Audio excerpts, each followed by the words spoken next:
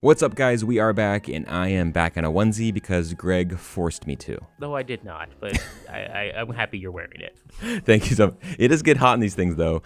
So let's do these breakdowns relatively quick. This is episode 10 of Freak Show. It is called Orphans, Greg, and we get to see some familiar faces in this episode. Lily!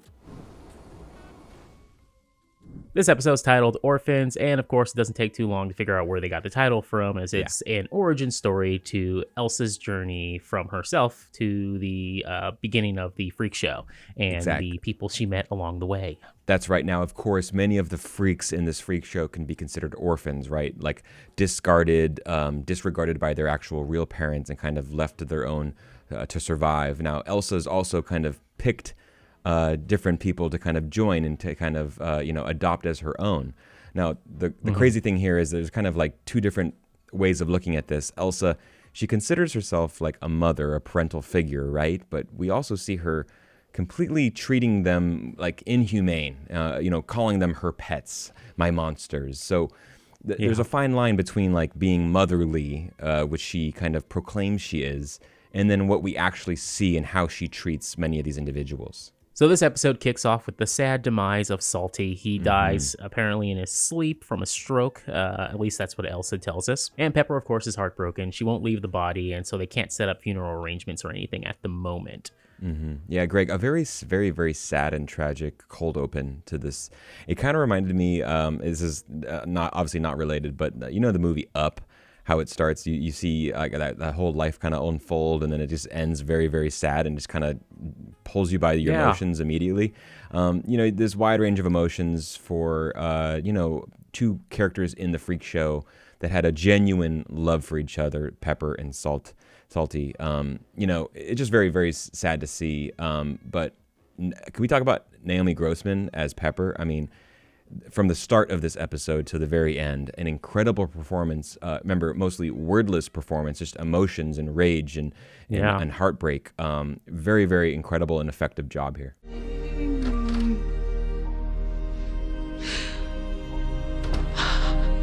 And of course, Stanley only sees dollar signs. The second he looks at Salty's corpse, he's just like, oh, here we go. I can't wait to get my hands on this one. But of course, Elsa tells him, though, they're going to have a funeral and they want to go through with everything. And Stanley assures her that he can take care of everything himself. Don't worry about it. He even gives her a telegram telling her that, of course, you're going to Hollywood. Don't worry. And it's going to happen in 3 weeks. Yeah, he's still waving that carrot in front of her, right? In order to ease her into this decision, to make her choose to go his way, to get what he wants. I mean, if a person like Stanley comes and says he'll take care of the funeral arrangements, you definitely do not say yes to that, because the guy is just shady as hell. And Elsa only sees Oscars at this point, so she doesn't care about the freaks. Now, a fun little detail that Elsa dropped in there when she was talking with Stanley about her apparent the time slot she'll get on Fridays. She referenced Perry Como and his craft music hall, which started in 1948, I believe. I looked this up. Funny thing is, my grandma actually used to listen to Perry Como on the radio, and I guess like in the 50s, then it became like a kind of a weekly show on Fridays, kind of his music hour where he'd have guests and he'd host and play and perform songs. So a fun little note that Elsa would one day, according to Stanley, be performing in a show prior to his time slot. And so this ends with Stanley, I guess apparently they went through with the funeral, but he managed to get Salty's body afterwards, and he just chops his head off because Stanley sucks. Yeah, he does suck, Greg. And there was a small little detail here, I don't know if you caught this, but as he's chopping off Salty's head, sorry, this was very horrific, but he's also smoking a cigarette. Yeah, and he's like ashing the cigarette into like an urn. It looks like that would be like the fake urn of his ashes. To give to Elsa and to give to Pepper. But, Stanley, once again, he's like the absolute worst. So we then move over to Desiree, who's trying to console Pepper. She's reading to her The Velveteen Rabbit before Del walks in to have a few words with her, just to let her know like he still wants to go through with their marriage. He wants one more chance because she saved his life. What struck me here was just how maternal Desiree was in this scene with Pepper, consoling her, like you said, reading a book, The Velveteen Rabbit. I mean, very fitting that the Velveteen Rabbit, obviously, a stuffed toy that wants to be loved so much so that it becomes real. Just like Pepper wants to be loved and just wants to be showered with love and really can't find that amongst anyone. But in this moment, Desiree feels much more of a maternal figure than Elsa ever did with Pepper. Elsa gets really harsh around Pepper at times. Maybe there is some sort of love there, but Elsa, as we've seen, has a little bit of both, right? She can be good and bad. She can be great and then also evil. So, Desiree here is filling in that void that Pepper hasn't had for her entire life, possibly. There's a character arc I see here. Where's Christopher? Keanu Reeves, Devil's Advocate. You see that? How? Right. Keanu's a lawyer. Gets all turned on by money, power, the devil. Then his wife says to him, "You're not the man I married." Leaves him. You see the arc? He starts down here. He ends up here. Where's my arc, Paulie? So Desiree walks into Elsa's tent where they sit down and have a little conversation, and we get a full-on backstory to the beginning of Fräulein Elsa's Cabinet of Curiosities and how it started out. And she immigrated to America in 1936, started off at a circus with a group of gypsies, and she was not the kindest person, apparently, in that team. So I suffered through being a chorus girl behind lesser talents. And that brings us to Pepper. Elsa discovered her at an orphanage, and she would become kind of her first adoptee, the first orphan that she would kind of bring into her own Cabinet of Curiosities, right? We also then get a flash forward to another sequence in which we find out the origins of Ma Petite and how Elsa traded for Ma Petite with the Maharaja on his tour of the United States. He considered Ma Petite like his favorite pet. I mean, had her on a chain walking around. And Greg, all it took was 3 cases of Dr. Pepper to sway this man who literally was not going to trade her for anything. 3 cases of Dr. Pepper and you can have Ma Petite. Wow. But the funny thing is, it's not really funny. I mean, it just shows the businessman acumen of Stanley. Remember, years later when Stanley would recover Ma Petite's body from Dell, he then sold the body for $3,000 to the museum. So Stanley's a hustler. So when Ma Petite now in the fold, Pepper became a surrogate mother to her. And over time, they grew a great bond as well. So this leads Desiree to tell Elsa that maybe you should try to find Pepper's family since she's lost almost everyone. Yeah, I mean, it's clear that Pepper is unique, is pretty unique individual in the sense of just exponential amounts of love to give, but also needs that back, right? But like she has no preconditions on how she treats other people. Like she wants to just love and nurture. So this is when Desiree argues that Pepper should live with her sister. Bad idea. Elsa is not even sure about it, but she goes along with it after a while. And this is where everything just tumbles downhill quickly. Yeah, if you thought Elsa was a bad motherly figure, or just if you thought Elsa was a monster in general, well, Rita is Pepper's sister. Oh boy. Is impossibly horrible monster. Now, before we talk about Rita again, let's talk about Maggie, because she's hitting the bottle pretty hard now. It was Dell, it was Jimmy, and now it's Maggie's turn, and she's not having any fun as we see Agnes and Desiree come visit her for their fortune. It starts out, starts out pretty good, and then after a while, she just descends into madness. There's no hope. It guts you, ripping you apart piece by piece, until one day you find yourself standing in a kitchen, heating up tar and gripping a pillow. Angus, I think I've had enough of the fairy tales for one evening. Maggie's had a long day. Now, Greg, because she's drinking so much, well, some of the truth comes out that probably Stanley wouldn't want to come out. She tells some background story about how she basically got to where she is today, right? Back in Kansas City, how Stanley found her. The long con that they've been pulling for years and years. And then she spills the beans exactly what like Stanley's goal here is. And Desiree was already suspicious about the stuff that was going on. So this further just confirms like they need to watch out, that the freaks who care about one another need to just watch each other's backs and not a lot of weird stuff's been going on ever since Maggie and Stanley showed up. Yeah, and one thing I want to bring up is we got another flashback to Maggie's apparent origin story. She was a pickpocket, like a newsie, like Christian Bale. Yeah. No singing, but she was a newsie apparently at the time. Do you believe this story? That's the thing, because she's already a con artist with Stanley, and she's talking to Desiree. She's drunk. I wonder if she's telling the full story here.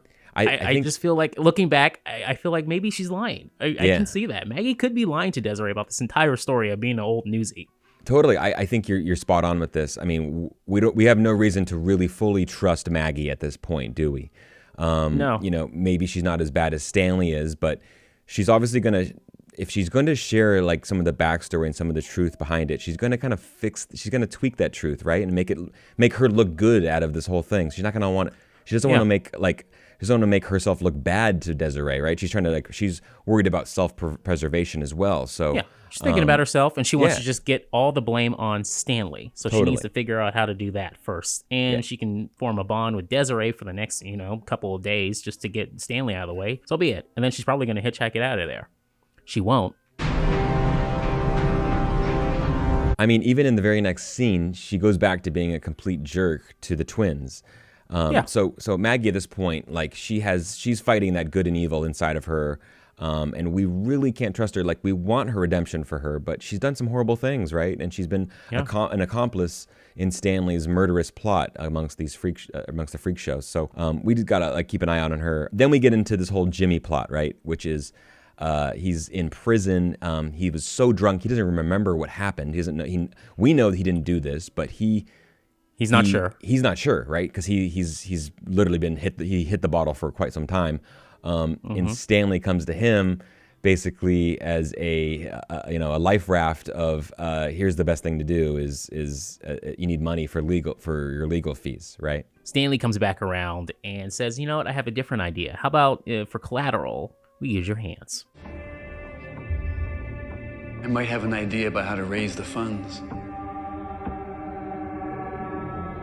Now, later on, Elsa and Pepper go visit Pepper's sister, Rita, up in Massachusetts. Now, Elsa should have just, read the room and took Pepper out of there and left. But, of course, Pepper, that's her only sister, and she's like, $signs, I got to get the big money now. Mama's got to go. So she dumps her off with Rita, which is a horrible idea. Even from the jump, Rita's saying like, hey, I don't know about this. My husband's going to be really upset. Elsa's just like, no, whatever. Tell him something. I don't care. You're leaving her here. Yeah, you're right. I mean, couldn't you kind of read Pepper's body language in that moment and know that this is a really bad place for her to be, and her well-being who knows how she'll be treated and what will happen to her if you leave her here. But like you said, Elsa has a one-track mind right here. She wants to get rid of her. She doesn't want the problem. It's a nuisance for her. She needs to get rid of her and kind of get rid of some of the weight of her freak show. So she leaves her in Massachusetts with her sister, who turns out, as we said before, to be a bigger monster than any of us could have believed. Now, of course, Rita is played by the great Mare Winningham, who was in season 3 of Coven. She was Alicia Spencer, Kyle Spencer's creepy, horrific mother. So she's great performance here as well. She plays the weird, the horrible, the demented really well in American Horror Story. So Maggie comes clean with Desiree, obviously, and tells her basically that everyone's in danger. And to kind of prove her point, she brings Desiree to the Morbidity Museum. And this will confirm for Desiree if she had any doubts about Maggie's story. She basically show up, buy your ticket, go to the museum, and holy shit. Here are all your friends. Now, one thing that Maggie didn't know would be there is, surprise, Jimmy's hands. So she thinks Jimmy's dead and passes out. Fused digits connecting the first and middle finger. Yeah, that's a lot to take in. I want to know Stanley, man. Like he the way that he works, and he's transporting these bodies, and how is he getting back and forth from Florida to the museum? With the plan. Yeah, man, he is a hustler, like as I mentioned earlier. I mean, he'll get the specimen and he'll get it to the museum ASAP, and he wants to get that payment. And now it's crossover time. We get a flash forward all the way to 1962 at Briarcliff Manor, which we saw, of course, in Asylum from season 2. Yeah, this was awesome, Greg. This was a lot of fun because, obviously with the introduction of Pepper, we knew that the seasons are all connected. But now we get like a location connection, like an actual setting. And then we get another character. We get Sister Mary Eunice here as well, right? And we kind of get to see how the origins of how Pepper arrived at the asylum, which we didn't know. Remember, all we saw in Asylum was when Lana Winters arrives at the asylum and then sees Pepper, with the rose in the front yard, and then Sister Mary Eunice makes that little aside that, hey, she's a monster. You don't know what she did. Well, this is like the whole backstory of like what she did, and as we come to find out, what she did was actually not entirely true. She was framed by her sister. Now, the real story is that Rita and her husband decided they were over both the baby and Pepper, and they decided to frame Pepper for the baby's murder. Greg, Rita and Larry are in the evil scale. They're basically like Stanley level. They're close to Stanley. These people are horrible parents, obviously, but on top of that, they're murderous, just maniacal, horrible psychopaths. Pepper is literally almost like a slave in their house, like doing everything for them, caring for the child, like a servant, making food and drinks probably, and they're just they're treating her like utter garbage. Where's the little onion? Oh, for Christ's sake, set it down on the nightstand. Sit down. Now, what sucks about this whole thing is that while we do have conclusion for Pepper down the line in Asylum, we don't get that with Rita and her husband. I have a feeling these characters are going to come back around in a future season so we can see what they're up to. Yeah, I agree with you. I think when American Horror Story goes to hell, a lot of these characters are going to show up. Finally, I love that cameo with Lily Rabe. I'm sorry. Anytime she shows up for any season, I'm going to dig it. With this one, Sister Mary Eunice, we see how warm and loving she was early on before the devil possessed her. Yeah, totally. And all she's heard is one person's story of what happened. She hated Pepper for like a few seconds before she found some kind of redemption in Pepper just looking in her eyes. Oh, thank you, dear Lord, for your lesson in humility. Now, the final shot of this episode lands on that Life magazine with Elsa on the cover, and we can see very clearly that Stanley apparently was right. She's going to make it. She's going to have a career. Right. So this is a pretty cool way to end the episode, right? Because it kind of gives us almost a little tease as to what we're going to expect in the last few episodes of the season. That Elsa, like you said, is going to find some success in Hollywood, but we don't exactly know how it happens, right? Like, you say that Stanley maybe kept his word, or Stanley might have had nothing to do with this. But the fact is that she reached what she was vying for her entire life, right? So to see kind of a little touching moment where Pepper, notices her friend or her former motherly figure on the cover of a magazine and kind of reaching the apex of her life was a beautiful moment. But also, it gets you excited for like how it kind of went down.